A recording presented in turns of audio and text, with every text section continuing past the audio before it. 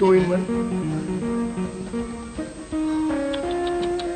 भाई ये तो बड़ी तशवीश की बात है। और मेरा अखलाकी फर्ज ये है कि मैं अंदर जाके उनका मुंह देखूं। अब तो आप उनका फाइनल मुंह ही देखिएगा। जी हाँ, ऐसा मुंह देखने का क्या फायदा। हमारे अंकल ने तो शादी के बाद जब पहली बार आंटी का मुंह देखा तो ऐसा सदमा पहुंचा था कि मुंह दिखाई के लिए जो अंगूठी खरीद कर लाए थे अगले दिन आधी कीमत पर सुनार को वापस कर दी। जी जी हाँ। और वैसे भी अंदर कमरे में ना इतने मोटे मोटे जरासीम वॉक कर रहे हैं, टहल रहे हैं, घूम रहे हैं, फिर कौन है सबा बेटी? आंटी, हमारे मालिक मकान आए हैं। कौन? मालिक मकान? इनके सामने ऊंची आवाज में बात ना करो, बेहोश होके गिर जाएंगी। देखो इन्हीं की वजह से ना अंकल रियाज ने अपना गुस्सा भी कैंसिल कर दिया है ना। हाँ। अरे भाई इतना सख्त बीमार है वो, है तो कहाँ का गुस्सा, कैसा गुस्सा। हाय हाय, कमजोरी के बायस बांस के सहारे चल। हाँ।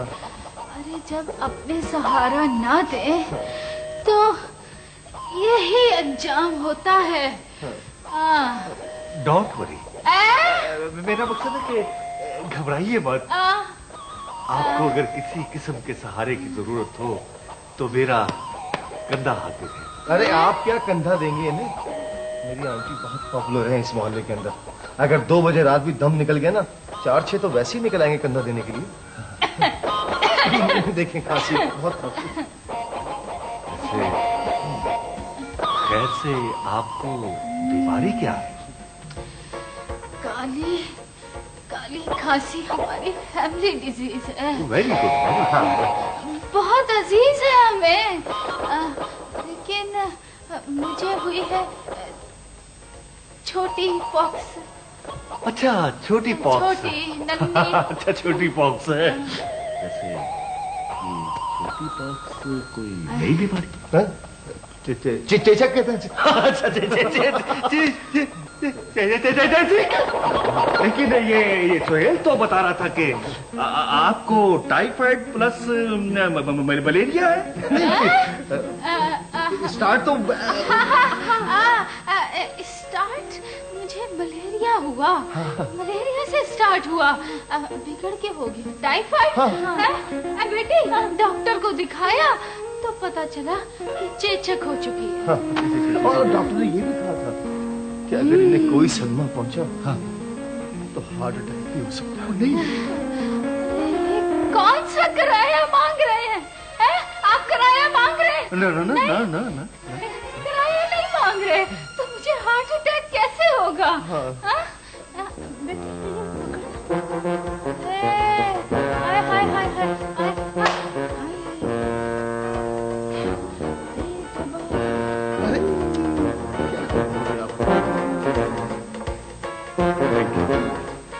वैसे ये था क्या?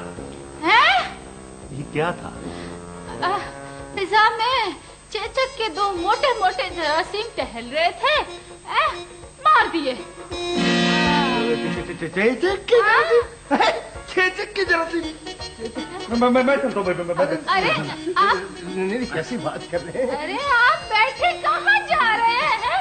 अरे सबा, अरे भाई मैं अपने हाथों से आपके लिए चाय और पराठे बना कर लाती हूँ। क्या चाय और पराठे? और वो भी अपने हाथों से? मैं चलता हूँ। माना कि ये चेचक की बीमारी है, ये उड़ के रहती है। 3 महीने से पहले जरासीम घर से बाहर नहीं जाते। अब क्या घबराहट है? वैसे बैठ। मैं चलता हूँ। खुदा। अरे आप हाँ, वॉक कर लीजिए थोड़ी देर। हाँ ठीक है। नहीं, आप यहीं रुकिए। नहीं, प्लीज आप ठहरिए। अब मैं 3 महीने तक तो इस घर में दाखिल होऊंगा ही नहीं। वादा। खुदा हाफिज। खुदा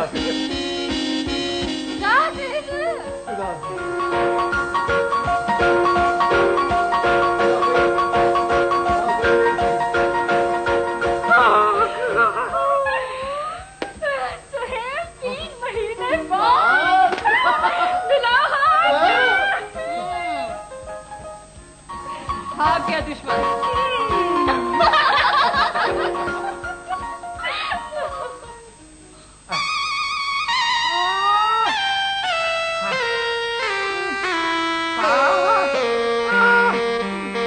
अरे यहाँ मेरी टांग टूट गई और कोई पूछने वाला नहीं है। अरे कोई है? अरे कोई है? अपने सरताज को जूता दिखा रही है।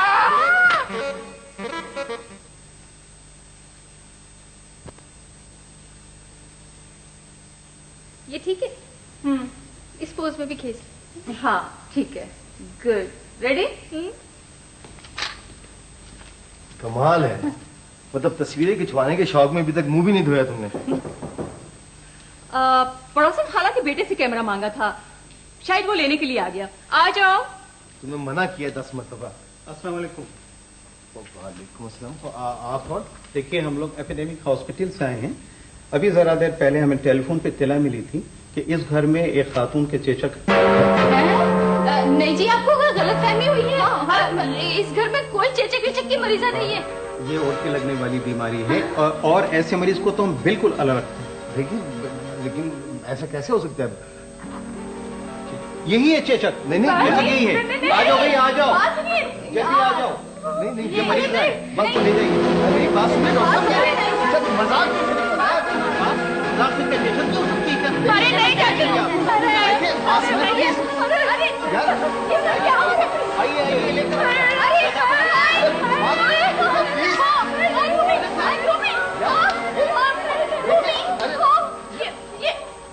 ये सब क्या हो गया भाईजान? मजाक महंगा पड़ गया। मगर वो तो उसे ले गए, अब होगा क्या? वही होगा जो मंजूर खुदा होगा।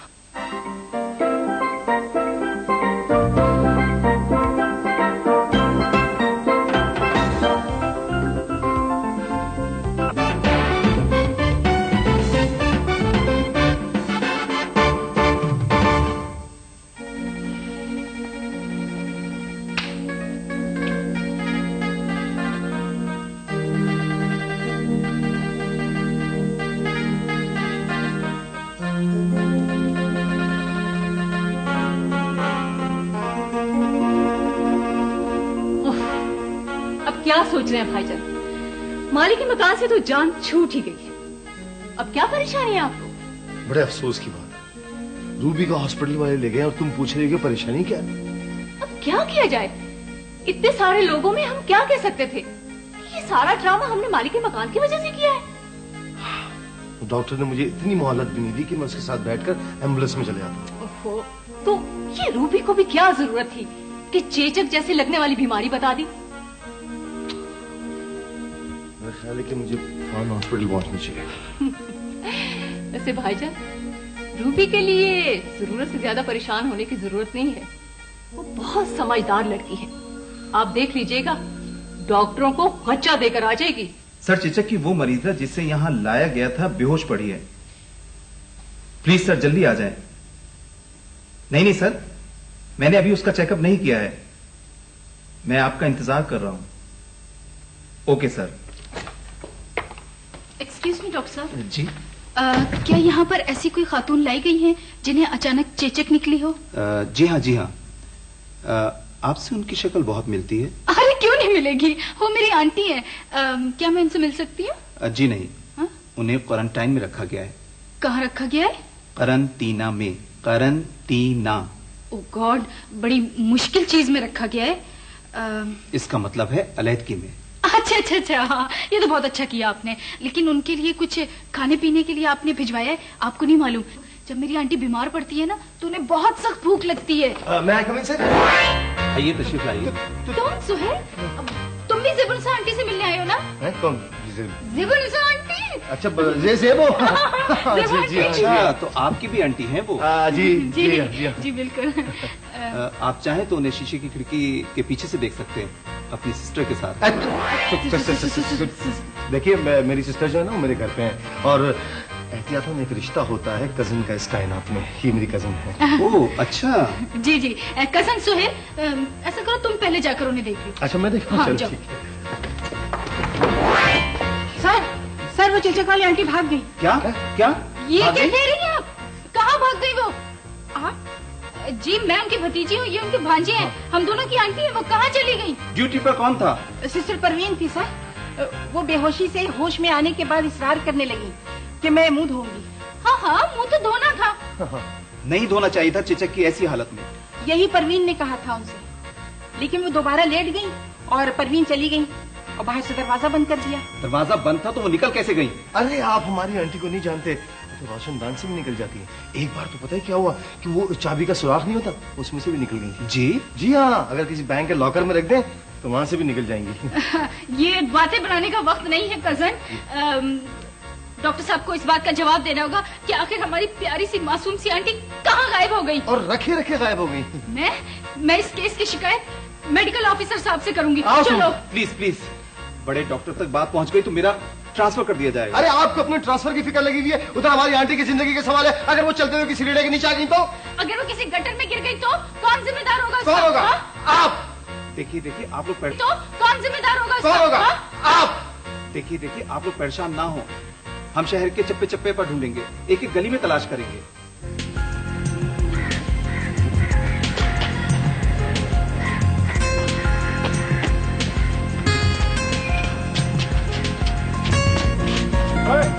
किधर जाते? कौन है? कौन ये? स्टेट एजेंट जिशिन साहब से मिलना है। मिस फायजा, अगर आपके डैडी अपनी कोठी बेचकर किराए पर ये बंगला हासिल करना चाहते हैं तो उन्हें बता दीजिएगा कि 16,500 माहवार से एक पैसा कम नहीं होगा। ठीक है, फैसला करने के लिए एक दिन की मोहलत दीजिए। Well, no problem. Hello hello hello hello miss मैडन, क्या आप हैं इस बंगले की लैंडलॉर्डन? नहीं, मैं हूँ लैंडलॉर्ड, फरमाइए। You the landlord. बड़ी खुशी हुई। तो क्या भाव लगाया है इस बंगले का? ये बंगला है, शलजम नहीं, और मैं इसे बेच भी नहीं रहा हूँ जो आप भाव पूछ रहे हैं। नहीं भाई, मैं किराया पूछ रहा था। मुझे तो इन्होंने 16,500 बताए। वैसे कब से खाली है ये बंगला? 8 महीने से। 8 महीने से? वो बंगला तो सिर्फ 6 महीने से खाली था। किसका? वो जिसमें आसेब था। क्या? आसेब? ये क्या बातें शुरू कर दी आपने? नहीं वो देखें, खूबसूरत बंगला तो 40 दिन से ज्यादा खाली रहना ही नहीं चाहिए। मैं जिस बंगले पे पहुंचा था मैडम, वो सिर्फ 6 महीने से खाली था। मैंने जब मालिक मकान को बताया कि मेरा ताल्लुक प्रॉपर्टी बिजनेस से है, I am the client service manager, तो बहुत खुश हुआ वो मालिक मकान। मुझे बिठाया, बहुत प्यार से चाय मंगवाई, और कमाल की बात हो गई साहब, मैंने अभी प्याली को हाथ नहीं लगाया था कि प्याली खाली हो गई। अच्छा, वाकई? हाँ भाई, 6 महीने से खाली था वो बंगला। एक बेवा चुड़ैल शिफ्ट हो गई थी उसमें। चुड़ैल? जी, 3 छोटे छोटे यतीम बच्चे भी थे उस चुड़ैल के। ये बंगला मैंने इसलिए खाली रखा हुआ है कि मुझे अच्छे किराएदार की तलाश है। ओह क्या हमने बोल रहे भैया, क्या बात हुई? मैं इस बंगले का जिक्र थोड़ी कर रहा हूँ, वो बंगला जो आसेब ज़दा था वो। मुझे इजाजत दीजिए, मैं जा रही हूँ। ठहरिए, एक कप चाय तो पीती जाइए। चाय? नहीं जी, खुदा हाफिज। अरे ठहरिए मिस मैडन। कौन है तुम? मेरी पार्टी भगा दी। अरे ठहरे, पुलिस! वाह रूबी वाह, तुम्हारा भी जवाब नहीं। हॉस्पिटल वालों को ये पता ही नहीं चला कि उन्होंने दरवाजा बंद किया है तो तुम कमरे की खिड़की खोलकर भी बाहर निकल सकती हो। वैसे ये तरकीबें तुम्हें सूझती कैसे हैं? अरे बाबा, किडनी का कमाल है। पुराना लतीफा है, मैं बाहर जाकर हंसूंगा। अच्छा, कहाँ जा रहे हो तुम? काम पर भी जाना होता है शिल्पा को। भाई, टैक्सी ड्राइविंग। यही समझ लो। वो जो दोस्त मेरा मुझे टैक्सी हिफाजत के लिए दे गया था, वो खड़े खड़े उसमें दीमक भी लग सकती है, तो इससे बेहतर है कि वो किसी काम में आ जाए। तो है। Bye bye. वैसे रूबी, एक बात के लिए शुक्रिया जरूरी समझती हूँ कि मालिक के मकान से हमारा पीछा छुड़ाने के लिए तुमने जहमत बहुत उठाई। ओहो सबा, जब एक साथ मिलकर रहा जाए तो खुशियां भी मुश्तरका होती हैं और मसाइल भी। हाँ, एक मसला तो हल हुआ कि मालिक के मकान अब 3 महीने तक आएगा नहीं चेचक के डर से। भाईजान के जहन से बोझ हट जाएगा।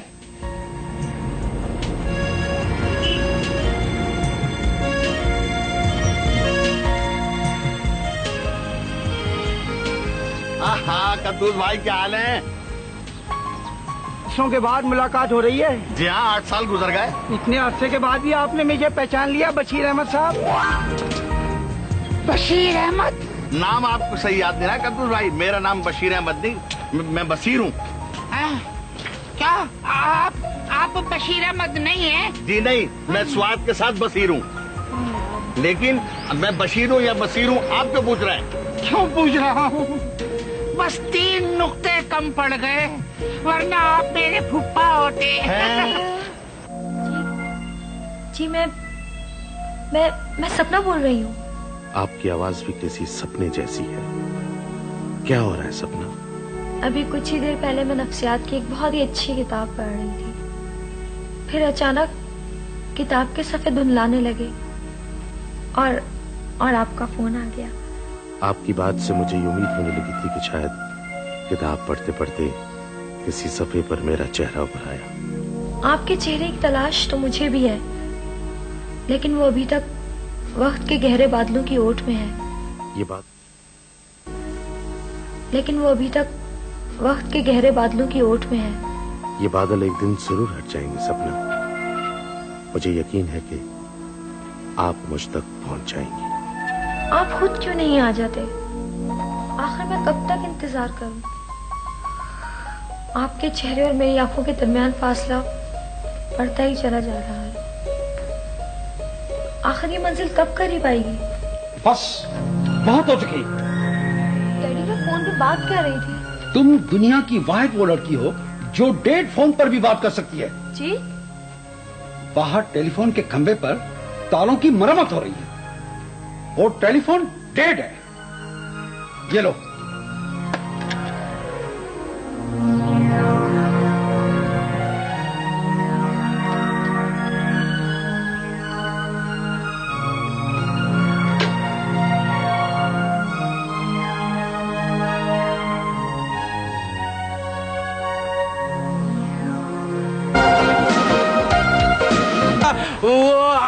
नादन चौरंगी है ना, नादन चौरंगी उधर।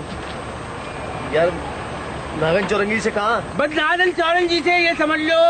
अल्लाह तो भले तेरे, जरा सा इधर तो यूं उतरते, सीधे आते मुड़ते, फिर सीधे जाने का, फिर उल्टे हाथ पे बोलने का। हाँ चले, मैं बता रहा हूँ। आज चले तो चले देना। हाँ मेहरबानी यार, बहुत शुक्रिया यार। तो ही टैक्सी वाले तो मान ही नहीं रहे थे भाई, आपके बड़े मेहरबानी। अल्लाह भले तेरे, अल्लाह भले तेरे भैया।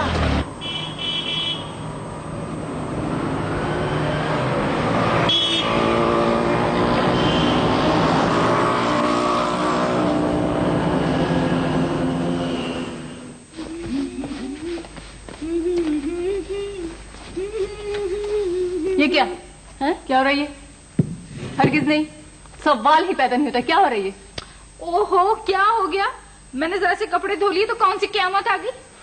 देखो रूबी, तुम 1 करोड़पति बाप की बेटी हो और इतने बड़े खानदान की लड़की ने तो कभी अपना रुमाल भी नहीं धोया होगा। कितनी बड़ी बड़ी वॉशिंग मशीनें होंगी ना तुम्हारे घर में। और फिर मैं ये कैसे बर्दाश्त कर सकती हूँ कि तुम मेहमान होते हुए कपड़े धो? ना बाबा ना ना ना ना ना, नहीं तो फिर मैं क्या करूं? कोई काम मेरे लिए भी तो होना चाहिए ना। कोई काम मेरे लिए भी तो होना चाहिए ना।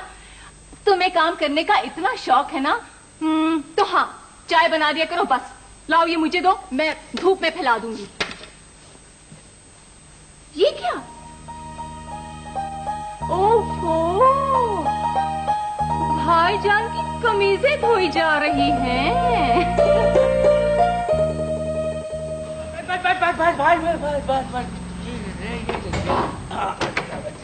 शुक्र है तुम्हारा घर आ गया, वरना मैं तो ये समझा था टैक्सी पे दुबई जाओगे तुम। बहुत मेहरबानी, बहुत बहुत शुक्रिया। कैसे नेक इंसान हो तुम भाई। नेकी की क्या बात है इसमें? पेट की खातिर इंसान को क्या कुछ करना नहीं पड़ता। अब देखो 80 रुपए के लिए कितने किलोमीटर का सफर तय किया। क्लच दबा दबा के मेरे पाँव में दर्द हो गया। तुम्हारे पाँव में दर्द है, हमारे दिल में दर्द है। दिल में क्यों?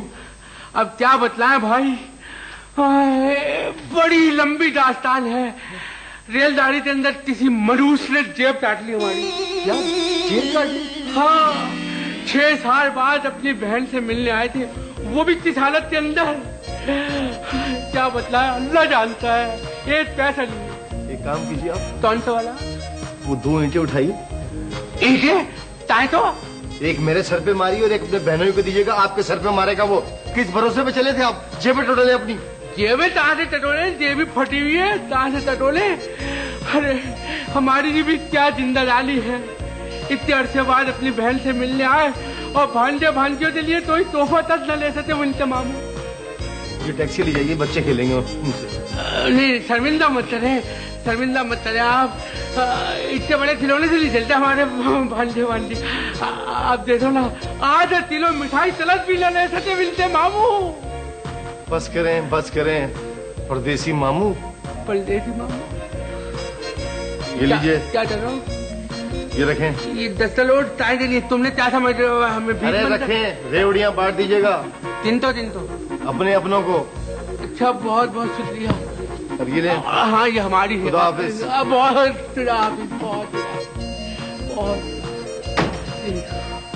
अल्लाह भला करे, अल्लाह मेरा पाठ करे, अल्लाह भला करे।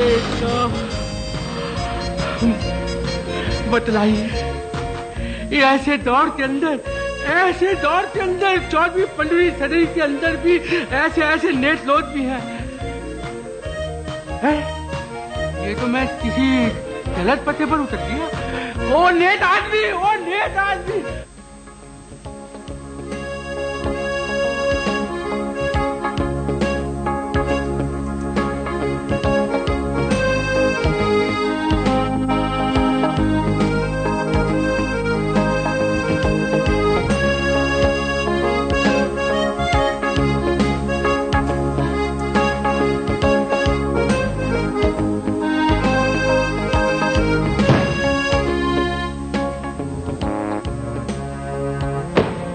क्या कर रहे हो साहब? बारिश की वजह से मक्खियां बहुत हो गई हैं। सुबह से 29 मारी है मैंने। साहब, आपके लिए चाय लाऊं या कॉफी? कॉफी ले आओ। कॉफी? कॉफी तो खत्म हो गई। तो पूछा क्यों था? आप ऐसा कीजिए, जूस पी लीजिए। हाँ, ये ठीक है। जूस ले आओ। जूस अनार का लाऊं या आम का? अनार का ठीक रहेगा। बड़ा वाला गिलास ले आओ। साहब, अनार का तो सीजन नहीं है। आम जितने रखे होते वो बड़े साहब ने खा लिए। तो कुछ है भी घर में? हमेशा उसी चीज के बारे में पूछते हो जो नहीं होती। साहब, करेले बहुत रखे हैं, आप कहें तो शरबत बना के लाता हूँ। नहीं पीना करेले का शरबत। मुझे अच्छी तरह देख रहे हो कि मैं लिख रहा हूँ, और जब मैं लिखने पढ़ने का काम किया करूँ तो मुझे ऐसी चीजों की जरूरत होती है जो दिमाग को ताकत पहुंचाए। टमाटर? मुझे टमाटर का? नहीं, टमाटर में फौलाद होता है। आप कहें तो टमाटर की चटनी बना के लाता हूँ चाय के साथ।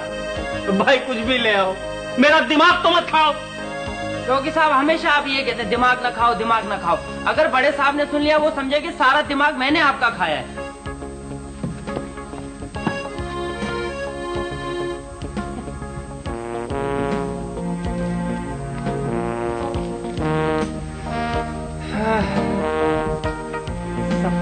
कोठी की गुलाबी हसीना, आदाब।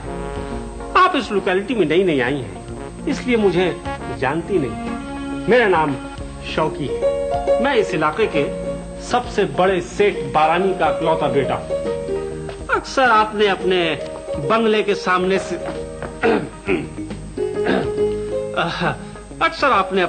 सामने से एक लंबी सी ऑफ वाइट कार गुजरती देखी होगी। वो किसकी है? इस खाक साहब। वैसे मेरे पास 2 कारें और भी हैं, और ये कितनी बदनसीबी है कि 3-3 कारें हैं, लेकिन फिर भी अभी तक अकेला हूं।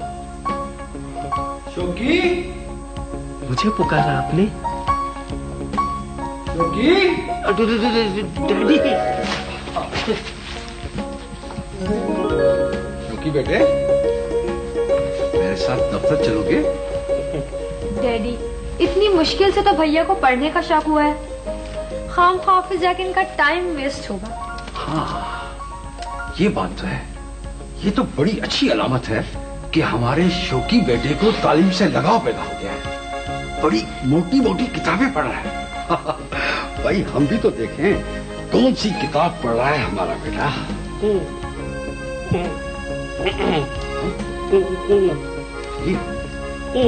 ये क्या हो गया? डैडी, लगता है कि भैया के गले में कुछ फंस गया है। भैया पानी पी लीजिए।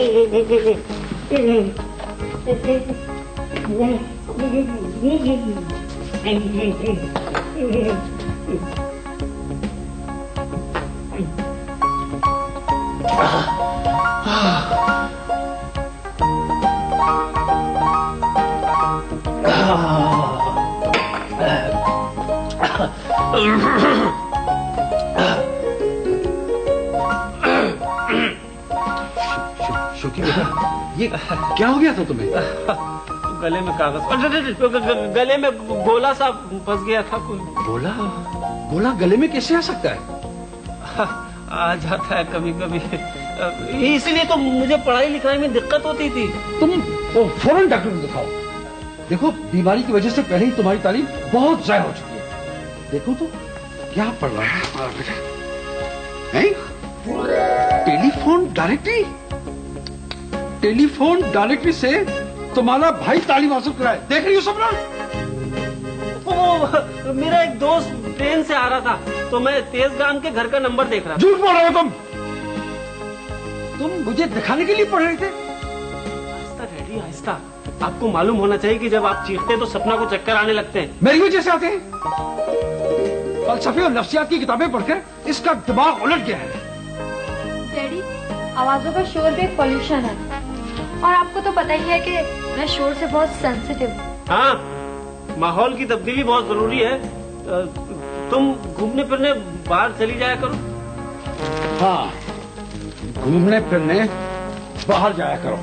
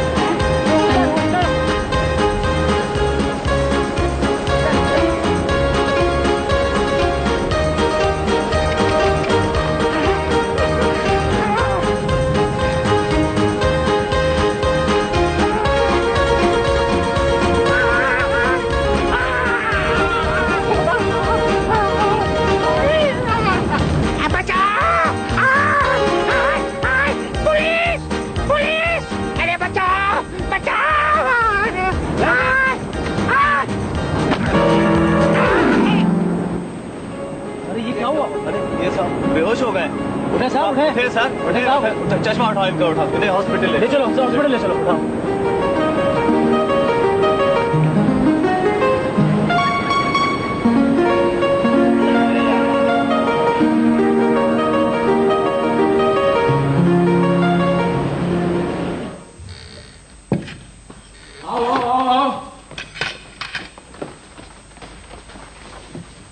क्या हुआ इन्हें? कौन है ये? डॉक्टर साहब, ये साहब साहिल पर ऊंट से गिर गए थे। अब अजीब सी हालत हो गई है, लगता है दिमाग पर असर पड़ा है।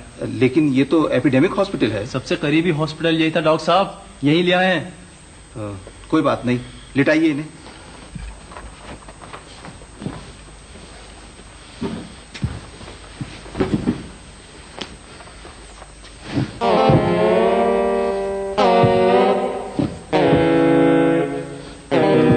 ये तो किसी बर्फानी लाश की तरह अकड़े हुए हैं, कोई इंजेक्शन लगा दीजिए। आप जाइए, मैं मुआयना के लेता हूँ।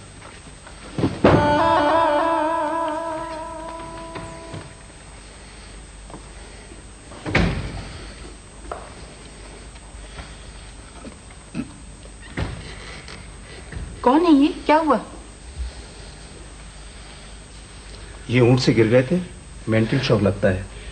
कहीं सकता तो नहीं हो गया? सक्का! हाँ, हाँ, मुझे सक्का हो गया है, मुझे सक्का हो गया है। उजाले कहाँ हैं डॉक्टर? उजाले कहाँ? उजाले? हाँ हाँ, मेरी बीनाई खो गई है। मेरी बीनाई खो गई है। मुझे सकता हो गया है। मेरी याददाश्त गुम हो गई है। डॉक्टर, आपके हॉस्पिटल में कोई पियानो होगा? हॉस्पिटल में पियानो? पियानो से क्या होगा? पियानो? ये उस पियानो पर बैठकर माजी का एक दर्द भरा गीत गाएंगी। जी हाँ, मैंने एक फिल्म देखी थी, पता है, उसमें भी यही होता है। हाँ, वो उस फिल्म में ये होता है कि हीरोइन की याददाश्त खो गई थी, तो हीरोइन ने पियानो पर बैठकर वो गीत गाया था जो वो दोनों माजी में गाया करते थे। गीत सुनते ही हीरो की याददाश्त वापस आ गई थी। गीत कुछ यूं था, आखे हम भूल गए हर बात, मगर तेरा प्यार नहीं भूले। ये दिमागी अस्पताल ले जाना पड़ेगा सर। ये क्या कह रही हो? ये क्या कह रही हो रेशमा? शहर जाकर मुझे भूल तो नहीं जाओगी? हेलो रेशमा, क्या हो गया है इन दुनिया वालों को? ये किसी भूखे से ये क्यों नहीं पूछते? तुमने चरगा खाया गरीब? चरगा खा लो।